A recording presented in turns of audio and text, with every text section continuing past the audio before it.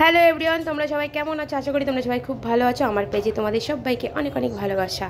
দেখো, একটা মার্কেট তোমাদের সামনে নিয়েছি, ছোট্ট মানে সবজি মার্কেট। প্রথমেই দেখলে কত বড় বড় হিমসাগর আম। আর এই বাজারটা হচ্ছে সপ্তাহে দুদিন বসে।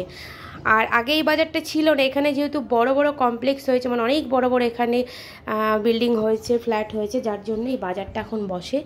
আর এখানে সবজিগুলো কিন্তু ভীষণ টাটকা টাটকা ছিল। আমাদেরও কিছু সবজি এনেছিল, খুব ভালো ছিল সবজিগুলো, কচি কচি টাটকা টাটকা।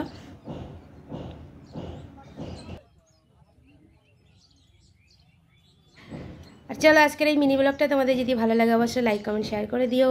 আর আমার পেজে অবশ্যই ফলো করে আমার পাশে থেকো। আর এই বাজারটা কোথায় সেটা জানতে চাইছো তো? হ্যাঁ, বাজার তো সব জায়গাতেই থাকে, তাই না? এটা কোথায় সেটা জানতে চাইছো তো? সেটাই তোমাদের বলার অপেক্ষা। এখানে কিন্তু অনেক মশলাপাতিও আছে, দেখেছো? মশলাপাতিও পেয়ে যাবে এখানে। এখানে জুতো আছে, জামা কাপড় আছে, সেটাও দোকান তোমাদের দেখিয়ে দিলাম।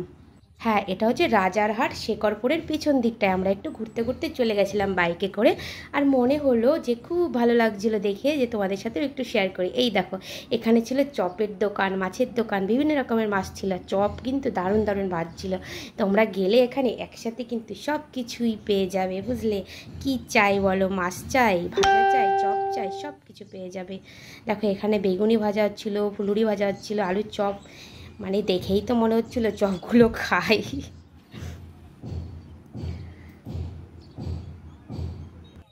সব থেকে তোমাদের ভালো লাগবে যে সবজিগুলো ভীষণই টাটকা টাটকা সবজি ছিল। সবজিগুলো গেলেই মনে হবে কোন সবজিটা নেব, এটা নেব, ওটা নেব, মানে সবই নিতে ইচ্ছা করবে। চলো, আজকের মতো ব্লগটা এই পর্যন্ত, টাটা।